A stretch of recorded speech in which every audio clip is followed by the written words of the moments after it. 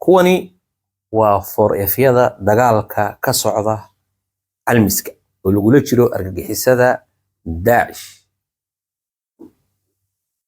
kanina waa madaxweynihii qaranka Soomaaliya oo afkiisa ka cadeynaya waxa uu galay oo leeyahay go'aankan qof aniga iga dambeeya oo la weydiinaya ma jirto. markii uu ogaaday kuwiin madiidooyin inay yihiin kuwiin madiidooyin, bismillaah salaamullaahi calaykum. kuwani waa foorefyada dagaalka ka socda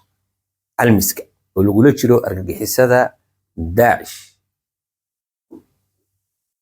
kanina waa madaxweynihii qaranka Soomaaliya oo afkiisa ka cadeynaya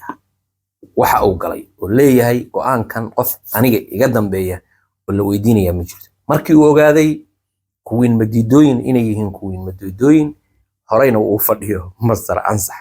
marka koowaad saliga nabiga subhanahu sallallahu alayhi wasallam ha hilmaaminina waqsal haday idin tahay wadayso tukale kadibna isu keen muuqaalkan haduu yahay daawada kii kugu horeeyay like inoo saar, subscribe na saar si aad u noqotid dadka muuqaaladayadu si degdeg ah u soo gaaraan. waa yahay madaxweyne heshiiska dalka Soomaaliya ana madaxweyne ka ah qof iga dambayso oo dawladda iyo magaceeda iyo sovereignty-geeda ku hadli lahayd ma jirto. heshiiska inta ugu muhiimsan waa intaas aniga aan ka sheegay in la qariyana maslaxadda dalkaana ku jirtay, looma qarin sir iyo magaciisi ma aha. dokumentigiisana official uu noqona gazeetka ku soo baxa dadka Soomaaliyeedna way arki doonaan. madaxweynaha waxa la weydiiyey su'aal si cad buu ugu jawaabay. wuxuu leeyahay heshiiska macnaha waxba idinkama gelin, madaxweynaha u taala waana soo bixi doonaa buu yiri, dawladda soo saari doonaa. laakiin Sweden inay saa inta u daba galaan dhac ay soo saaraan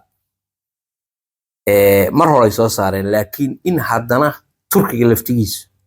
baarlamaankiisa la horgeynayo si dhuumasho ah, laakiin hadda laga dhigay wax caadi ah markii ka hor ay Swedish fashileen. waa balaayo. haddana madaxweynuhu afkiisu ka qiranaya. heshiiskan wuxuu noqday heshiis in badan lagu murmayo oo dadka Soomaaliyeed aad iyo aad ay ugu muransan yihiin, lalana yaabay waxyaabaha ku qoran oo sid bursiga ah. madaxweynaha hadalladiisu waa cad yihiin, talada dalka ana wax laga weydiinaya, laakiin waa dal aan dawlad kale lahayn. waa dal aan madaxweynaha cid la talisa oo qumana ma laha madaxweynuhu, mana laha xildhibaano ama wasiiro iyo ra'iisul wasaare oran kara wajog pointkani waa qalad ma jiraan. marka lafcad buu toobin isaga hayaa, wuxuu ku socdaa mar walba wixii qalbigiisa. iyo hadda qodobkan dastuurka uu ka hadlayo dhibaato isaga isugu filan, isaga hore uga hadlay wax aan loo dhamayn cidina ma ansixin karto.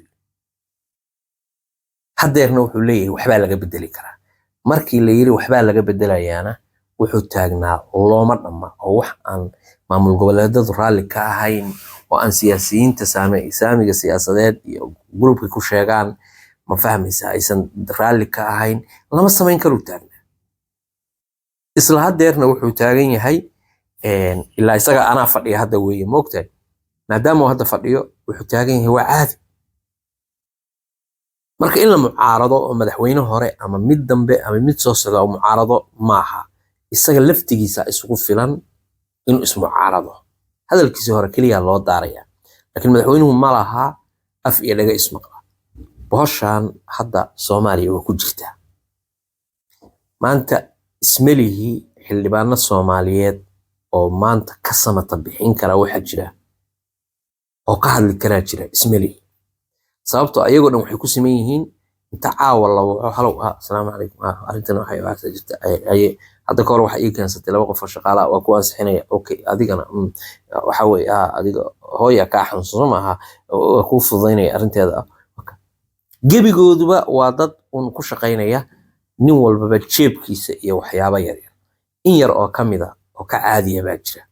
laakiin intooda badan qaabna inagoo reer hebelaaba la yiraahdaaba oo waaba ku caqdeen meesha marka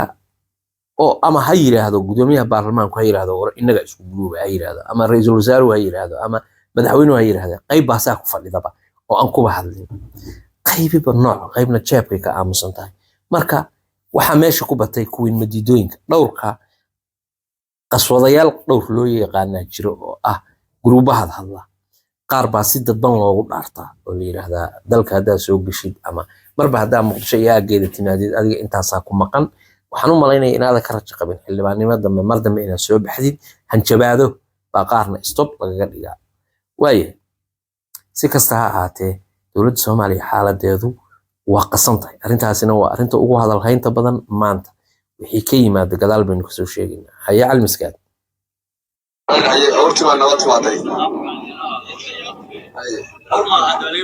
ايوه شكيال فرفيو ايوه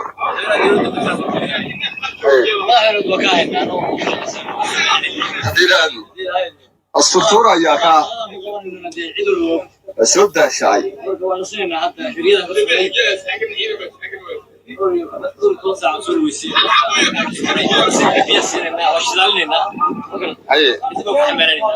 وقت ما يقرأ إن شاء الله.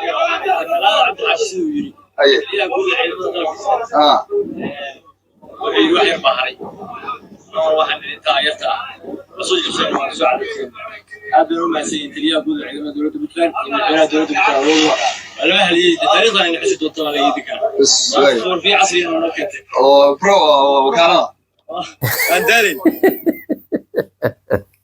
وعجائب وعجائب وحيابها ما عرفتي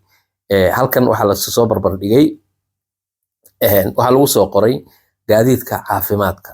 oo bimacnaa markii ciidamada Puntland ay dhaawacmaan dhaawac qaado hoosna waxa lagu qoray halganka dhabta ah macnaha sida uu yahay dhexda ugu qoran hoosna waxa lagu qoray gaadiidka dagaalka bimacnaa booskii suu dhishikay qorihii baabuurtii la saari jiray macnaha mar haddii forf loo baahnaa jiray mar haddii loo baahnaan jiray baabuurta dagaalka bijiyada iyo waxa iyo amuuraha haddii loo baahnaan jiray maanta waa laga tanaasulay joogii maaha xaaladii maaha waxba isbedelay awrtii baa waxay noqotay bimacnaa waa gaadiid laga tegay 7 hore 1400 oo sano ka hor baabuurtii lagu dagaalami jiray iyagay ahaayeen kuwanay ahaayeen meesha waxa ka maqan fardihii baa ka maqan oo keliya laakiin maanta 2000 sano ka hor 3000 sano ka hor wixii lagu dagaalami jiray waxa la keenay buuraha calmiskaad in lagu dagaalamo sababta oo ah waa dhul gaari waa ah ilaahay ma hadii waxa ah horta nimanka argagixisada ahi waxay tuseen dadkii Soomaaliyeed bay waxay u bidhaamiyeen halkaas inuu ku jiro dhul aad u dheer dowladda Puntlandna waxay aragtay dhul badan oo macduun ah oo loo baahan yahay ummad badan ay degan tahay oo makhluuq ah oo reer Puntland ah ay degan tahay oo ku nool yihiinna inaanba lagaba warqabin sidaan hore u sheegayba waxa la heli jiray oo meesha laga heli jiray dad buurta labada dhinac kala deganoo sanado badan aan is arkin waalidna isu ah lagaba yaabo qaarkood inay is dhaleen aanna iska warqabin ama ilma adeer rumayeen labadooda midba goonidiisa oo xijiga ka gurto buurta dhinaca 40 sano 30 sano inay is arag laga yaabo sababtoo ah hadduu damco inuu meesha ka aado muddo badan bay ku qaadan jirtay laakiin hadda maadaama dawladdii hadda ay timi oo meeshii argagixiso ku soo dhuumatay oo meeshii la ogaaday waxay noqonaysaa in wadooyin loo sameeyo in ciidamadu joogteeyaan in laga ilaaliyo guux iyo gariirba oo ay noqoto meeshaasi meel saldhigga ugu weyn oo ay Puntland leedahay in lagaba dhigo meeshaas loo sameeyo gigi diyaaradeed loo sameeyo dhul badan baa ku yaal oo gigi diyaaradeed laga sameyn karo oo bannaan ah baa ku yaal buuraha dushooda xataa waxaa laga heli karaa buuro dhan oo dushoodu ay bannaan tahay oo diyaaradaha qumaatiga u kaca iyo kulliba diyaaradaha caadiga ay ku soo degi karaan buuraha dushooda waxaa laga heli karaa Soomaalidan arag meelaha diyaaradaha dagaalku ay ka duulaan oo kale buur dhan oo dhakadaas oo dhanna bannaanka ah halkanna hoosteedu bad ay tahay lagana yaabo 60 mitir inay tahay diyaaraduba orod yar bay u baahan tahay runwayga inay wax yar ku soo ordo kadibna ay dhig waaba duushayba caadi laamiga waxa la saarayaa buurta afkeeda ragbaf halkaasna wayba sii kacaysaaba horeyba toos uga sii kacaysaa runway dheer oo ay ku orodo oo orod ku samayso iyo xawaare 250 kilomitir per hour ka badan ilaa 300 kilomitir ay ku duuli karto uma baahnaba 150 kadib haway ma maraysaaba toos caawin kale helaysa marka dhulkaas oo ay boor laga samayn karo oo wax walba laga samayn karo baa la helay hadda walow ay nagu soo jeediyay maanta waxaan arkayay cod ay leeyihiin nimankii ku dhaaranaya Yementii ay dhaar samaynayaan oo aad moodid in siyaasadda ishirdinaysa oo nooc binooca ah inay kalifayso raadar baxaligi xaqana la sameeyay kana la sameeyay magaranaysa berbera laga sameeyay ciidan laga sameeyay waxyaabo noocaas ah oo ay ka hadlayaan iyagii ay ka hadlayaan kuwa ma iska dhigeen marunba Allahu a'lam laakiin waxba soo jeejeeda balse si kasta ha ahaatee meeshaas maanta waa meel noqotay inaan awal horey loo arki jirin laakiin maanta la arko oo dawladda iyo shacabka iyo ummadda Soomaaliyeed gabi ahaanba ay arkaan maanta hadaa wadamada carabta tagtid oo carafta aad iyo aad waxan carafta oo kala duwan waa buuraha waxa ka soo go'ay wax ka sheeyaba ma ah maydigan iyo xijij waxan adigu in la soo gurayo oo la kala saarayo oo marba nooc isu bedelaya maalin dhexdaas waxa jiray barafuun aan saa isugu buufiyo waa iga go'i waaya caraftiisu geed qaroon la yiraahdo qaroon oo hadda ka horna lagu qaban jiray meeshii lagu qabtay Puntland bay ahayd iyadoo lagu dhoofinayo se waxay ahayd Somaliland waxaan u maleynayaa Puntland bay ahayd oo nimankii xataa waa la sii daayay nimankii lagu qabtay geedkaas qaroonta ah bay isagoo yar yar oo ku yaala ma garanaysaa wuxuu ka baxaa buuraha karkaar buu u badan yahay marka buurahaas kuwa ku yaala bay fujisanayeen waa la qabtay nimankii laakiin waa la sii daayay ayaan dari ama nasiib xumo waa la sii daayay nimankii waxaan hubaa oo xaqiijinaya barafuunka qaaliga ahaa barafuun aad qaali u abu $100 iyo wama zaad ka kacay $200 caraftiisu waa iga go'i weyday geedkiiba iga uriyay qaroonta iga urisay macnaha xataa qaroonta caleenteeda iyo hadaa geedka ku dhufatid oo dakhar ka keentid iyo xabagteeda wuxuu isku ur waxna uma naqaan inagu waxba uma naqaan sababtoo dad wax samaysan kara manihin Soomaalida hal meel baynu uga weynahay Soomaali hadaynu nahay bini aadanka alla uumay hal meel baan uga weynahay meesha aan uga weynahay ma qaanna garan kartaan bini aadanka alla uumay oo dhan hal waxa jirta aynu uga weynahay inagoo dhan baa kaga weyn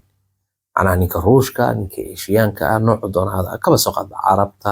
Chinaha Japanese-ka Hindiga isku dar waxa soo dhan haddana Yurub imo oo nooc kasta oo imo Mareykan iyo Soonaha Afrikaanka meel baa jirta hal meel baa jirta inuu kaga weynahay meesha aynu kaga weynahay doqonnimada maxaqnimada maxay tahay may waa qab been ah wax ka jira ma jira waxaad arkaysaa nin awowhii doqon ahaa duufka cunaa lax baa dhashay aabihiisa xoogaa nin raga ahaay awowhiis neef buu ahaa neef markaasuu ku leeyahay anoo inay hebel waa iska qab wax ka jira uusan jirin war maxaa anoo inay hebelka aa sheegaysaa soo kii lo'da ahaa maaha macnaha xayawaanka kii cawska la cuni jiray Soomaa imisaa taqaanaa adigu xayawaan maanta hadhowna ma garanaysa qabka inta uu menu kaga weynaa marka qof kasto oo aqli leh oo Soomaali uu fahmi karaa bini aadanka kale maana intaan uga liidano waa halka meel aynu uga weynahay waana halka meel aynu uga liidano sababtoo bini aadanka kale oo dhan waxbay wada qabsadaan nin walba fikir buu soo kordhiyaa dhab si toos ah wax loo wada qabsanaya laakiin Soomaalidu ma laha xaasnimo iyo qabkaynu kaga weynahayo hebel yuusan macnaha xataa haddii uu qof wax qabto waa ka xumaanaynaa see qof reer hebel wuxuu qabtay haddii aysan xataa kaa ahayn oo qofka reer hebel aadan diidanayn see hebel waaba in adeerka labadiina aabaa see hebel wuxuu qabta xaasid laba lugood ku dhig waa sheeko soomaalida lagu yaqaan wey allah sahla intaas kusoo gabagabeynaya waxaan idinkaga tegayaa salaamu allahi calaykum waraxmatullahi wabarakaatu nabadgelyo nabaadiina iyo nolol koobta